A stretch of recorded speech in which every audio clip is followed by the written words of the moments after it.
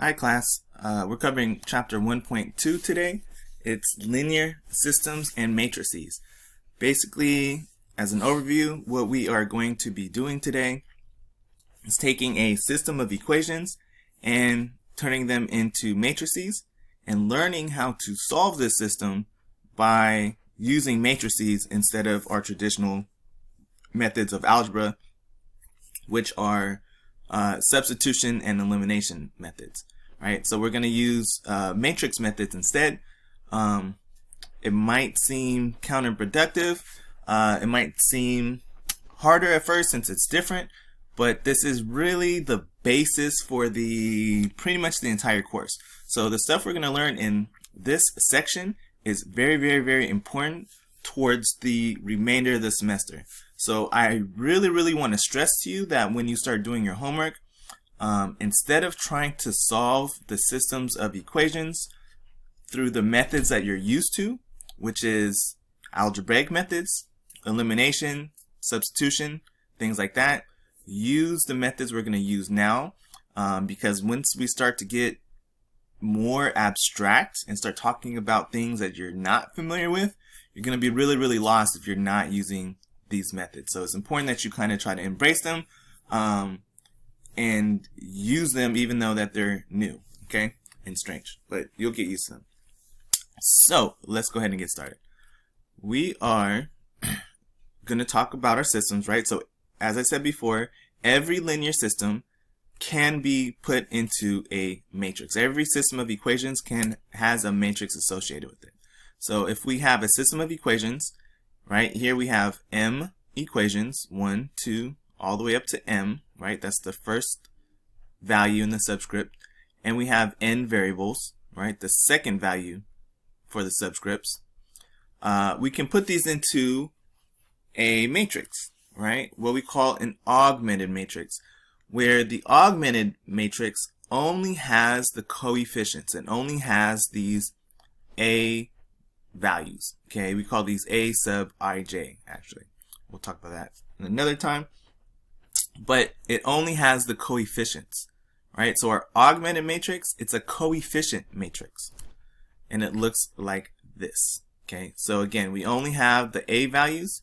We have a little divider bar, which is equivalent to the equal sign.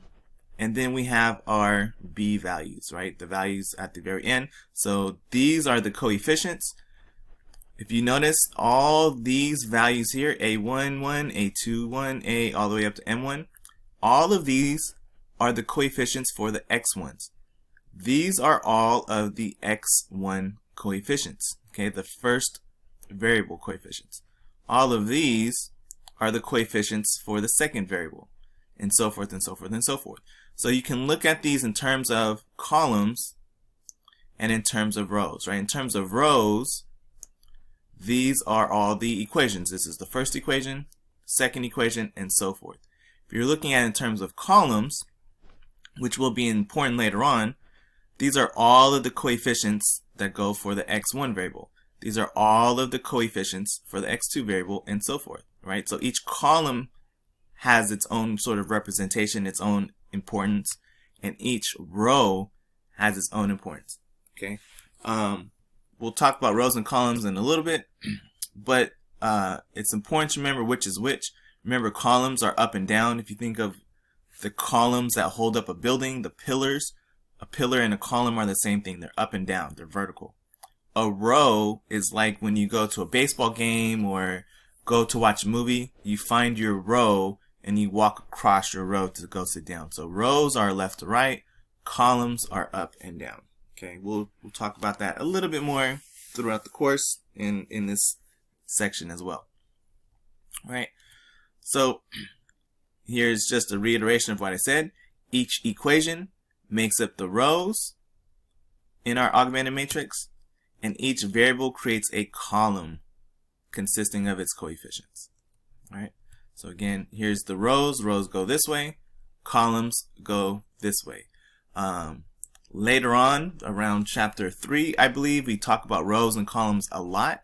When we talk about a matrix, we generally talk about its size in terms of how many rows and then how many columns. So for instance, I would say that this is an M, because there's M rows, and there are n plus 1 columns. So we would generally call this an M by n matrix. Okay, we don't really have to worry about that now. That's just a heads up for how we talk about matrices later on. Again, it's rows by column. RC, remote control, right? R's first, C's second. Rows first, then columns. M by n, rows by columns. So let's do an example, okay? Let's say that I have this following system of equations. 2x1 minus 3x2 plus x3 is 1. x1 plus x2 plus x3 is 2. x1 minus 2x2 plus 3x3 equals 4. Now, if I want to put this into an augmented matrix, I'm only looking at the coefficients. Remember, if there's no coefficient there, it's not a 0, it's a 1, right? So my first column should be 2, 1, 1. The next column should be 3, 1, 2. No, because there's negatives. Negative 3, 1, negative 2, right? You got to put the sign with it. Our next column will be 1, 1, 3, and our last column will be 1, 2, 4. Okay, I'm just pulling the coefficients out and creating a matrix of the coefficients only. All of these values are the values that are attached to my x1s. All of these values are the values that are attached to my x2 variables. All of these values are the values attached to my x3 variables. And then these are the right hand side of my equations. Some people will put the line, other people put 2 dashes. I was taught using the dashes. Your textbook uses the line. Okay, I'll be using the dashes. You probably wouldn't have even noticed if I hadn't said anything, but it's the same thing. It's just a separator. Okay, it separates the coefficients, the left side of the equation versus the right side of the equation. That's really all that this line does, depending on how you want to put it. Okay, it would have looked weird here for me to put dashes because you see these dots everywhere, and it would just be hard to distinguish what they are. So I use the what the book uses here. From now on, I'll be using this form for matrices. So there are 3 what we call elementary row operations. Okay, these 3 row operations are extremely important. They are the only row operations we are allowed to do. Now there's only 3 of them, so there's not a lot, but it can be confusing, okay, once you start to use them or trying to know when to use which one. So we're going to try to make that as simple as possible. All of these row operations are equivalent to things you are allowed to do when you're solving a system of equations. So when you solve a system of equations, you are doing the same things. We're just now sort of applying these operations that we do for solving these to a matrix.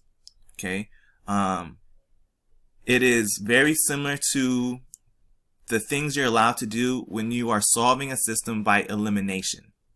Okay, so when you solve a system by elimination, you're allowed to do certain things like multiply an entire equation by a value so that you can get 2 of the variables to match up, so you can eliminate one by adding them together, right? Certain things like that. So we're going to talk about how those affect our matrix and how we can use those to solve our matrices. Okay, so there's 3 elementary row operations. I just talked about one, but we'll talk about all of them right now.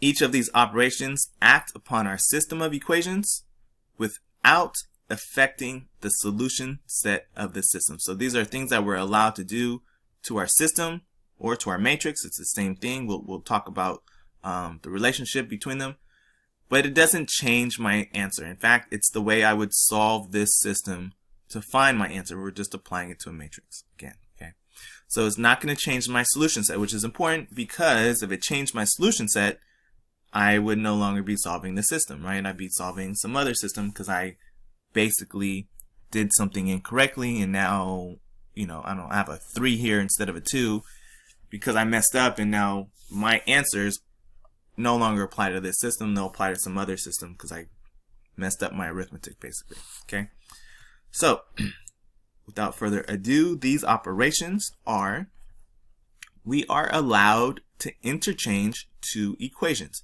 So if I wanted to, I could put this row on bottom and put this, let's talk about equations. I could put this equation on bottom and this equation on top. I could swap their positions. It doesn't matter which equation is first and which equation is second or which one is last, as long as these are my three equations. Their placement doesn't matter, okay? So I can interchange two equations at a time. I can multiply an equation by a non-zero constant. I can't just multiply this by 0 and be like, hey, there's nothing here, I'm done, right? But I can, as I said before, maybe I want to take this equation and eliminate x1. I would then have to multiply this by, let's say, -2, so that I can add this this equation and this equation together and eliminate x1, for instance. Okay, or maybe I want to eliminate x2 here and here using this equation and this equation. So I multiply this by 2 and I multiply this by 3, and then I can subtract them or add them or whatever I need to do to get that variable to disappear, right? So I can multiply an equation by a non-zero constant. When you have fractions, that's something that you would often do to clear the denominators and not have any more fractions, right? So I can multiply everything here by some value, as long as it's the same value, right? So I can bump everything up by 2 and make this 2, -4, 6, and 8 if I wanted. The last thing I'm allowed to do is I can add a multiple of one equation to another. Okay, so again, for our purposes, and this is the important one, okay, I would leave one equation alone. I would multiply one equation and combine that with this one, right? For instance, if I want to eliminate x1, I multiply this by 2 and then, or -2, and add them together, and that's how we get rid of it. Okay, so I'm really only affecting one row at a time.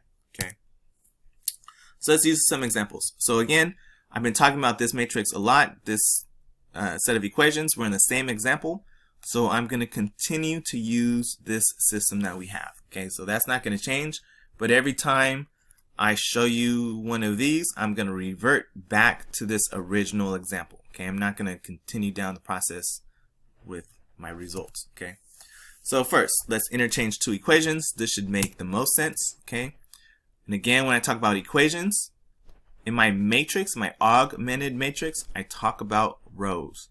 So if I'm going to interchange two equations here, that means in my augmented matrix, I interchange two rows. Okay, this is our notation for interchanging rows. R1 and R2 are swapping places. That's what this means. Okay, so from here to here, which is what this arrow is for, I write on top what's happening. Okay, my notation for rows is capital R, subscript, whatever row I'm talking about. Row 1, row 2, row 3. Again, right now we're talking about equations, right? So if I want to swap R1 and R2, or equation 1 and equation 2 out, this is the notation for it, and this is what it looks like, right? This was the second one, now it's the first one. Okay, very straightforward.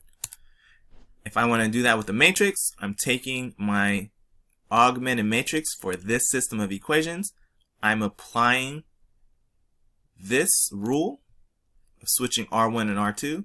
That just means that this row and this row swap places. Okay, the rows swap places, the rows swap places. Just like if I were to stay with a system of equations and then just make a brand new augmented matrix, right? 1, 2, 1, 1, 2, 1. 1, -3, -2, 1, -3, -2, right? So I can do that in my system. I can do that in my matrices.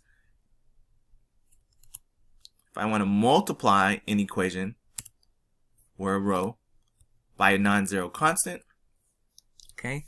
So again, I'm going all the way back to my original matrix or my original system. I'm not going from my swapped one, I'm just going to apply a new method to each time to my original, right? So everything is the same.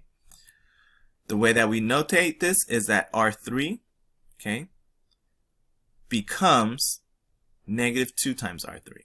So I'm going to take this, okay, and I'm going to multiply everything here by negative 2, right? R3 becomes, that's what the 2 dashes are, negative 2 R3. So this is the row that's changing. That's why that's first. And then it's saying how that row is now changing. So this row is going to change to become times negative 2. So I can take this and I can multiply everything by negative 2. And it's not going to change my answer. That's completely legal. I was equal to both sides of the equation, right, of the equal sign. I multiplied everything here by negative 2. I multiplied everything over here by negative 2. If I had multiplied one side by negative 2 but not the other, I would not have been equal. This would not have worked. But since I'm being equal to both sides, I'm fine. As an augmented matrix, I have my original matrix from my original set of equations, my original system. The notation is the same thing, right? This is going to become times negative 2. So again, I'm just applying it to the values, right? So everything that's happening only has to happen to the coefficients. That's why these matrices are nice.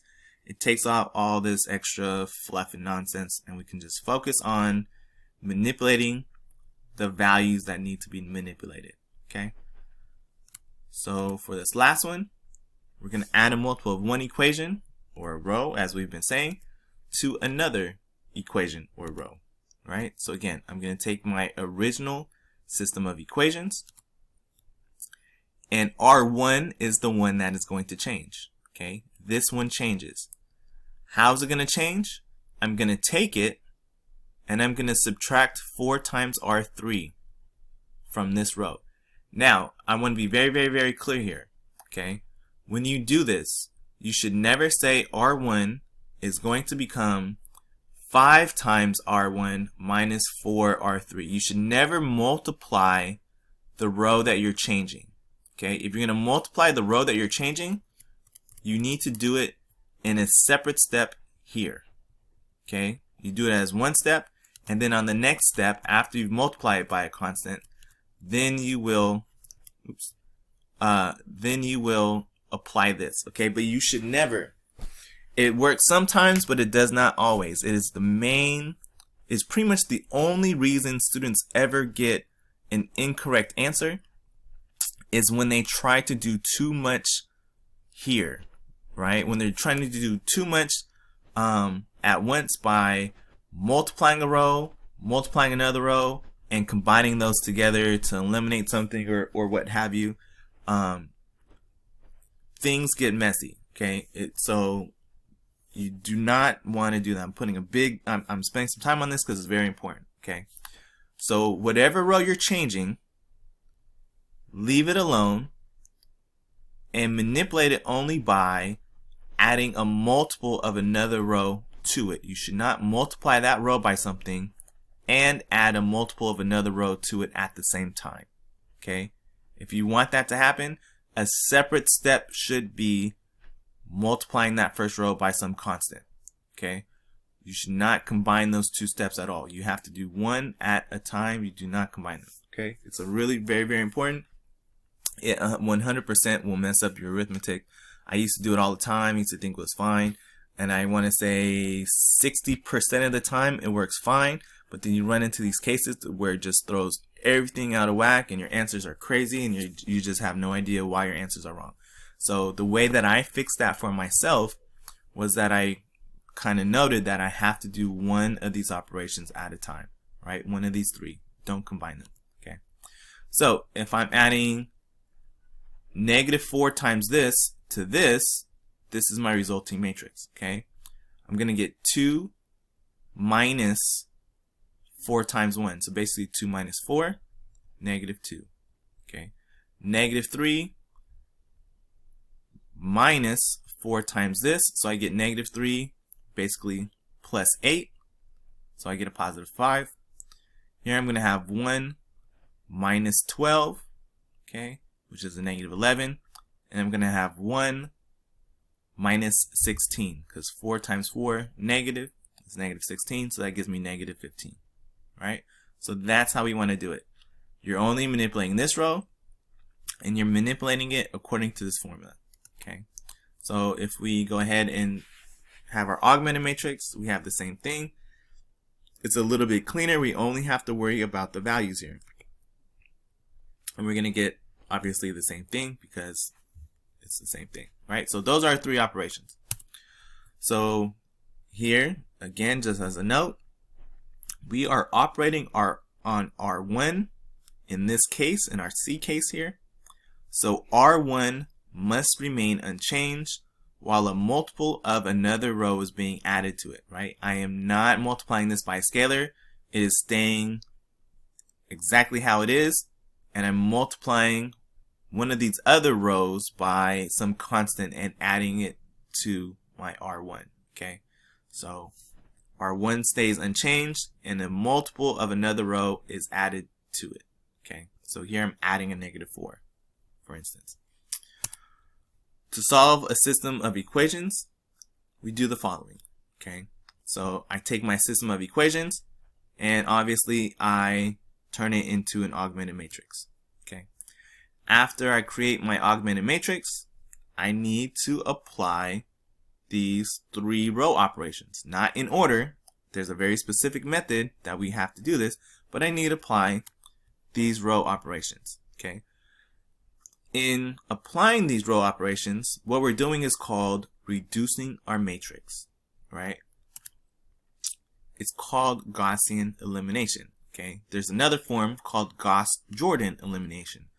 Gauss was a very, very important scientist, so this is his method, right?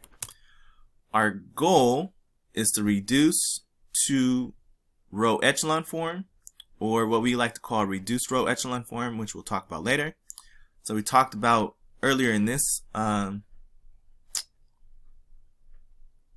section about what echelon form was. We call it REF for short, row echelon form. Okay, and then we use backward substitution, which we saw. Did we do that in this section, or was that the last video? Okay, so in the last video we talked about backward substitution, triangular matrices, and echelon form, right? So our goal is to get it into triangular form by using Gaussian elimination or Gauss-Jordan elimination, because then it makes it easier to do that back substitution to finish solving out my answers, okay? So let's do an example. So the goal of Gaussian elimination is to put our augmented matrix into echelon form. Remember, that's what the leading variables, by using elementary row operations, so we can use backward substitution to find our solution set, okay? So if you're fuzzy on this, go back to the first video just to remind you, or look at your lecture notes or my write-up in order to just familiar yourself with the solution set and backward substitution and triangular matrices and echelon form, right? So this is the process. We make the A11 entry 1. So remember, this is the very first coefficient of the first variable, right, in the first equation. So we make this 1. Then what we're going to do is we're going to make all the entries below it 0, okay?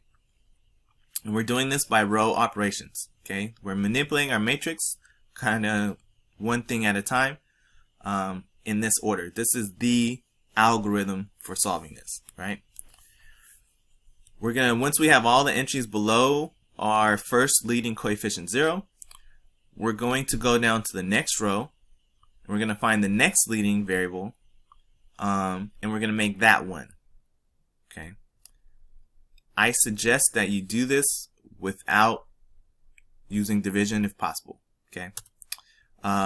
Make all entries below that next leading variable 0, and we continue this process of making a leading variable 1, everything below it 0, going to the next equation, the next row, finding the next leading variable, making it 1, everything below it's 0, all the way until we run out of equations, basically. Okay. So all the entries that are leading variables are called pivot positions. I will stop calling these leading variables. Okay. This is what they are, but when we are in a matrix, they are called a pivot position. So I'm going to refer to them as pivot positions from now on. It'll be interchangeable. I will use leading variable every so often, but I'm going to try to use pivot positions most often, or I'll refer to them as both leading variables and pivot positions for a while, just so you get used to it. But pivot positions is the term that we tend to use the most in linear algebra, in linear programming. Okay, so all those leading variables are our pivot positions. Okay, once you introduce fractions into the system, they're not going to go away. So you want to try your best not to divide by something, right? Because you can multiply by a constant across your entire equation. So if your goal is to make a leading entry 1, dividing everything by 2, for instance, in order to make that first term 1 is not the best idea if everything is now going to be fractions, 3/2, 7/2. There, if there's fractions everywhere now, then that's it. And so once you introduce them, they're not going to go away. Okay, which means that now if you have fractions everywhere, you're going to be adding and subtracting a lot of fractions, which I know most people really, really don't like. But if you like fractions, then hey, then fraction away, right? Don't even worry about it.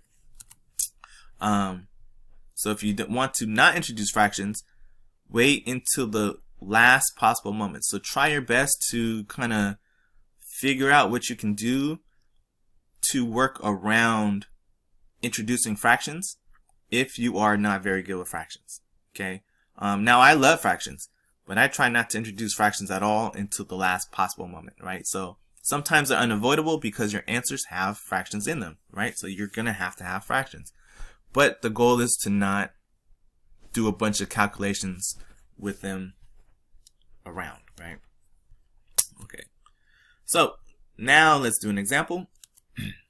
Let's solve the following system using elementary row operations. Okay, so what this means is put this into a matrix and reduce it down to echelon form and use back substitution in order to finish solving. Okay, so if you notice here, there's a missing term, right? So when we put this into a matrix, we don't just leave it blank, we fill it with a 0. -4, 2, -1, 10, right? 1, 0, 1, -3, 3, -1, 3, -8, right? So I got all of my values and I just threw them into a matrix. I have my little separator for the left hand and right hand side of the equation. Now, I want to make this first leading value 1, and then I want to make everything below it 0. Then I want to go to the next value and make this 1 if possible, and then the value below it 0, and then if possible make this 1, and then that's it. That's my goal. 1s, then 0s. 1, then 0, 1. If I had a big matrix, I would just continue doing that all the way down. So that's the overall goal. Okay, I want this to be an echelon form. Now, let's think about this because we haven't started yet, right? There's a couple of things I can do in order to make this value 1. So remember, there's 3 options. I can interchange rows, I can divide, or I can add a multiple of one row to another row. So let's think about the different ways that I can start this. Some ways are better than others, and we'll talk about what the easiest way is going to be, how I am going to start this, right? So I can divide this entire equation, this entire row, by -4. If I do that, this turns into a 1. And that's my first goal, right? I got 1s here, and then I can talk about getting 0s here. Now, that would be the worst possible thing to do, because if I make this a 1, then if I divide this by -4, then there's fractions everywhere. This turns into a -1/2, a +1/2, and this turns to 5/2. And then as I start to do the rest of my math, there's fractions everywhere, right? Because I'm going to start using this row to eliminate other stuff, and then everything's going to turn into fractions. And I did a terrible thing because I was lazy or I didn't try to do something different. Okay.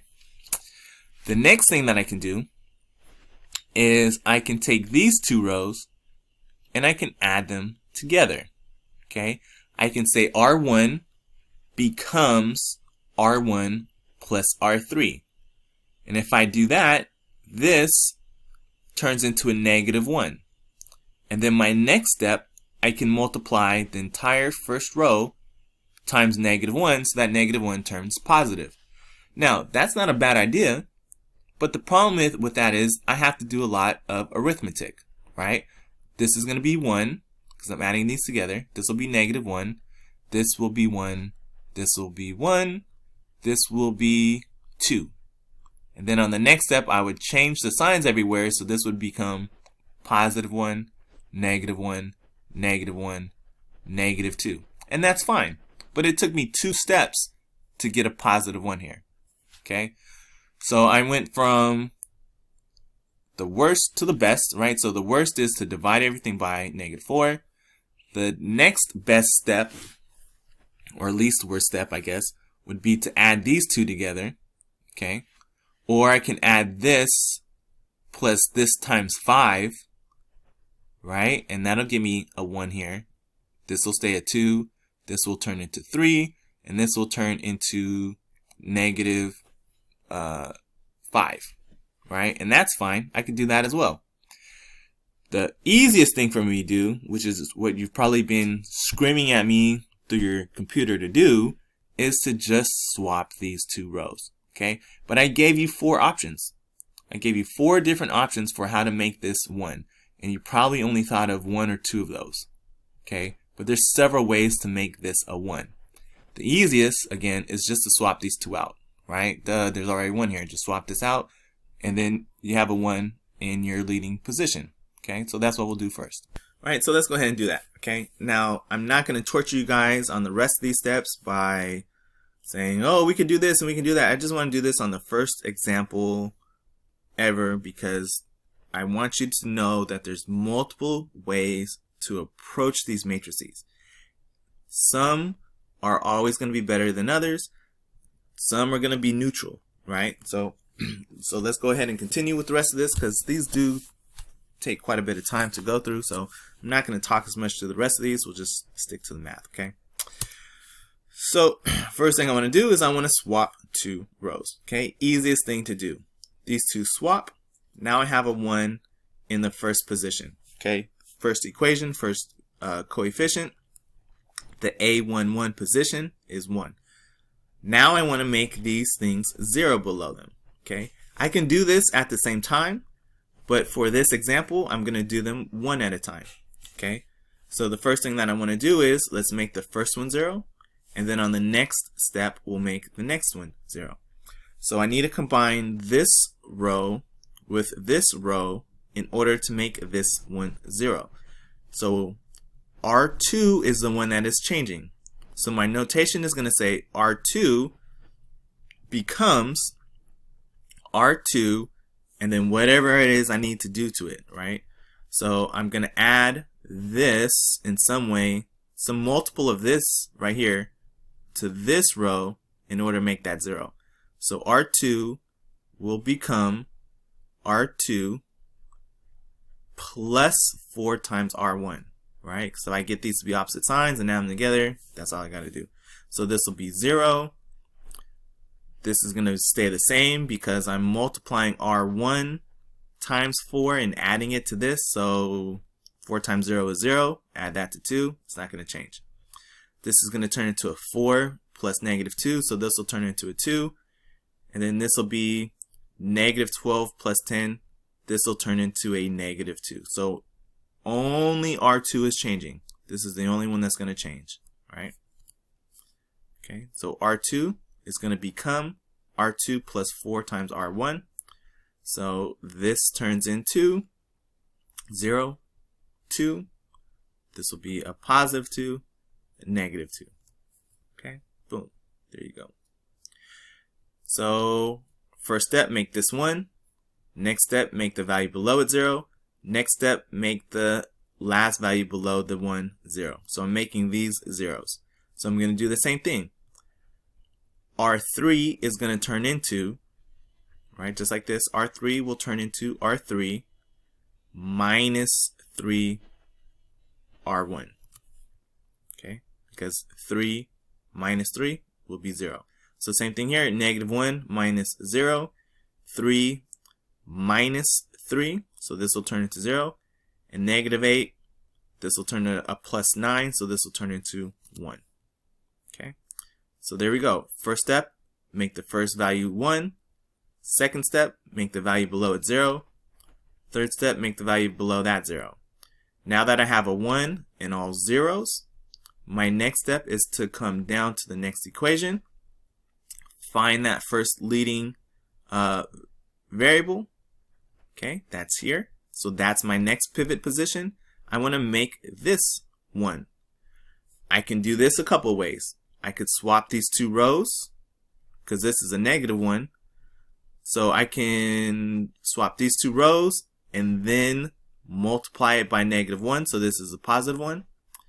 Here I can actually, easier, right, is I can actually divide this entire thing by 2 because everything here is even. I will not be introducing fractions, and I'm multiplying by a real value. Okay, so R2 becomes 1/2 R2, and I did not introduce any fractions. All right, so now everything's R1s. There's no fractions introduced, and my next goal now is to make the value below this pivot position 0, which is going to be easy because all I got to do is take this row R3 and it will turn into R3 plus R2, right? If I take this row and add it together, in order to change this one, it turns into a 0. So R2 becomes, R3 becomes R3 plus R2. So remember, the one that I'm changing always stays the same, and then I'm adding some multiple of another row in order to zero it out, or whatever it is I'm trying to do. Okay. So R3 becomes R3 plus R2. So this one changes by taking it and adding this to it. That's how this one changes. So 0, -1, 0. Okay. And that's it, you guys. I'm in echelon form, right? My first equation, its first value is a leading variable. I come to my next equation, and there's a leading variable, right? I come to my next equation, and a different variable is the leading variable. In fact, this is in, if we take this away, okay, if we're just looking here, it's in triangular form. Along the main diagonal are entries, okay? Everything else is 0, and the values above it are there, okay? This is the right-hand side of the equation, so we kind of just like don't think about this right now. If we're looking at the left-hand side is an upper triangular matrix, okay? Which is great because when I do backward substitution, it allows me to solve super easily, okay? So what we would do right now is we would take this and turn it back into our equations. x1 plus x3 is -3. x2 plus x3 is -1. Negative x3 is 0. And I would go backwards and I would back substitution and finish figuring out what x1 is and what x1 is and x2 is. Okay. This is fine, right? It's okay to have a variable be 0. Okay. So let's go ahead and finish this out real quick and just make it a proper 1, 1, 1 with zeros below it. Okay, and that's our goal. Get into echelon form. It will not always be triangular, okay, like this, but it will always, you can always reduce down to echelon form. Okay, so now that we're in echelon form, we're actually triangular, which is great because we have no free variables, right? So it's very possible that maybe this whole last equation got turned into all zeros, and then I did have a free variable. Okay, but in this case, there are no free variables. All right, so we can use backward substitution and find a unique solution to the system in the manner I just explained. Okay, so this is what we call row echelon form, right? This is the REF form, right? So we have ones in all of our pivots. Everything below our pivot positions are zeros. Okay, but that's not how I'm going to finish solving this. I know I've told you to take this and turn it back into an equation form and do your back substitution, which is fine. But we're going to do a backwards phase. So we just did what's called the forward phase. We're going to do a backwards phase, which is called Gauss-Jordan elimination, which is what I spoke to you about earlier. The downside of this is that you have to do a couple more steps, okay? Which might be weird because you're not familiar with it. But the plus side is that your result gives you exactly what your solutions are, right? So as soon as you're done with the Gauss-Jordan elimination, you have your answer completely.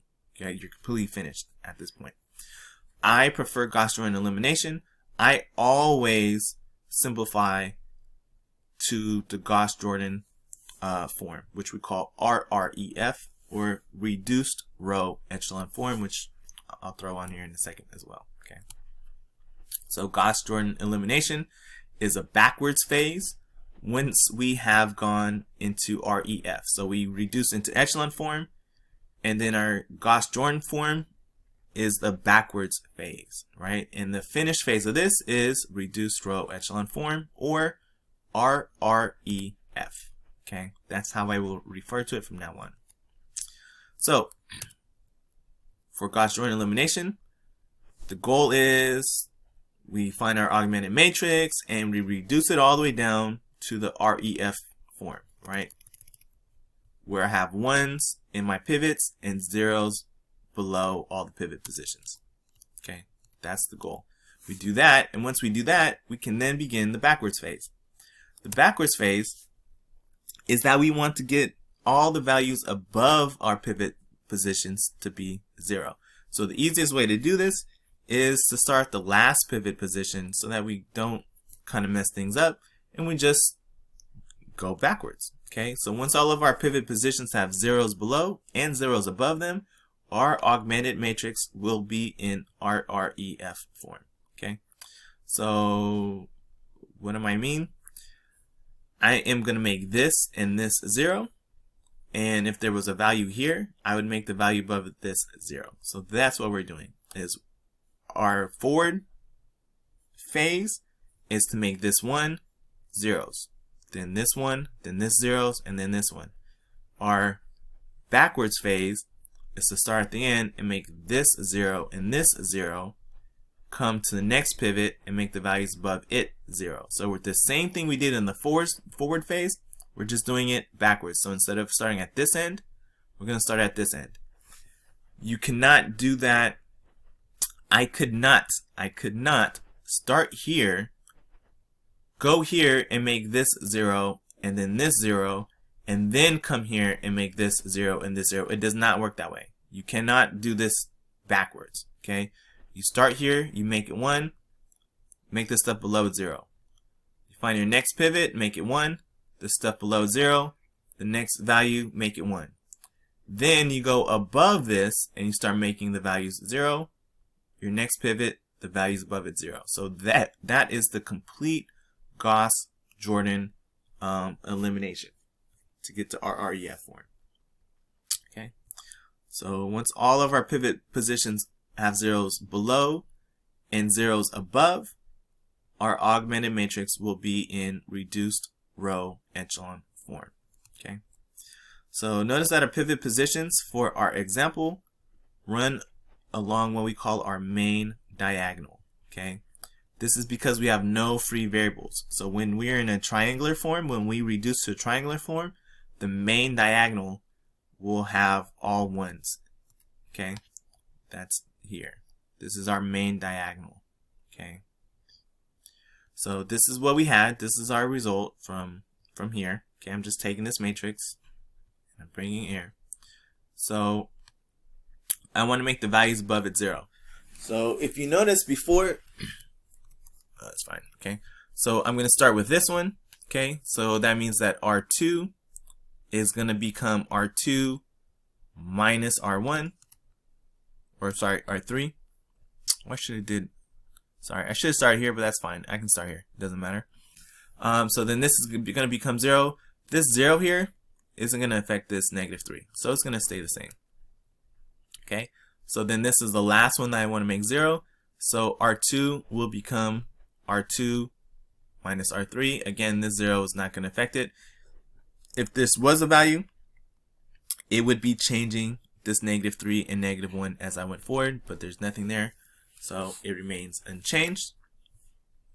So reduced row echelon form makes identifying our solution extremely easy. x1 equals -3. x2 is -1. x3 is 0. This is why I like it. You have only a single variable existing, x1, x2, and x3 here, and you can tell easily what it is that it equals by looking at the right hand side of the equation.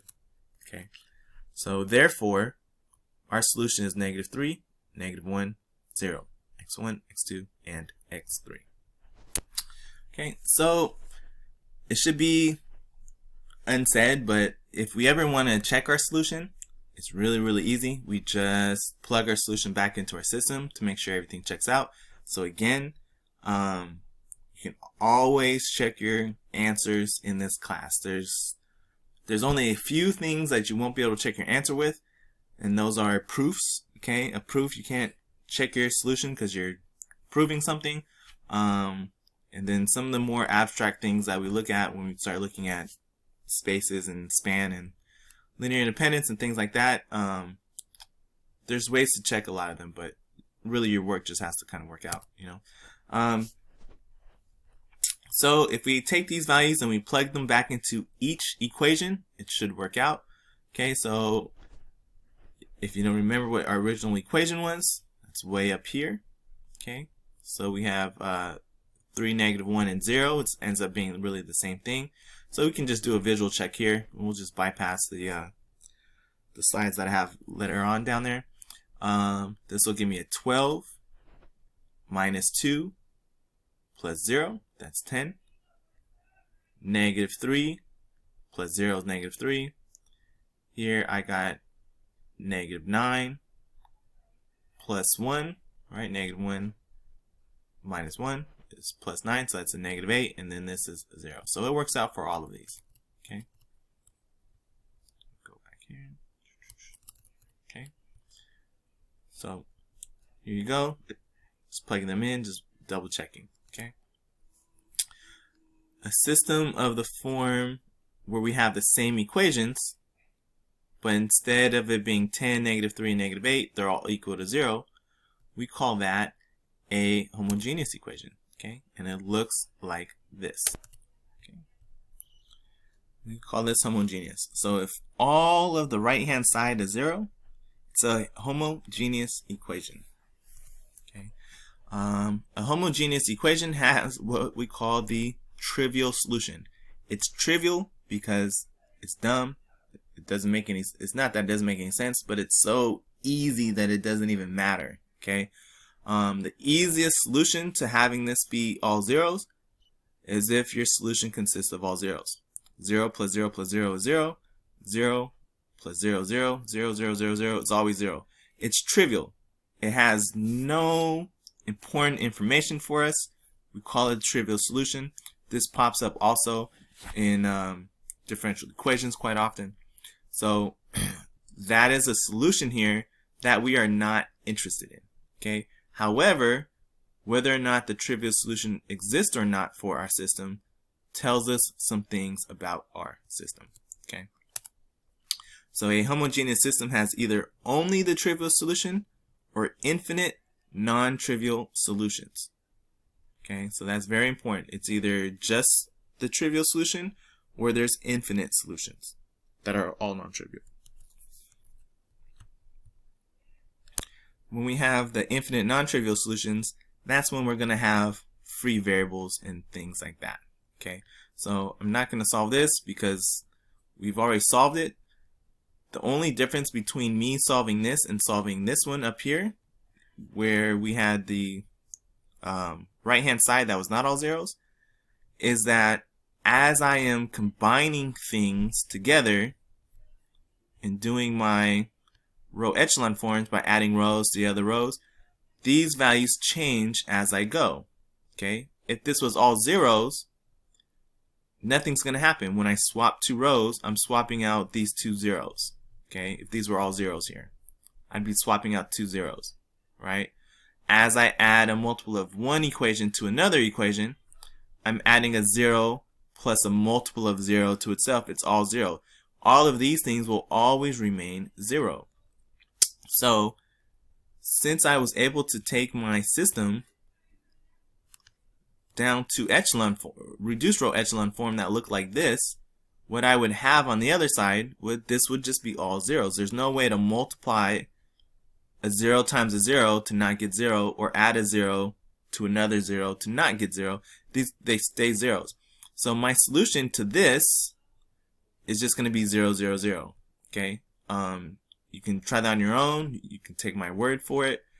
But we will see later lots of examples with this, right? So I'm not going to work an example here, but you will have some in your homework. So you'll see it when you start to play around with this. Okay. I hope this was helpful. I will see you guys in the next video.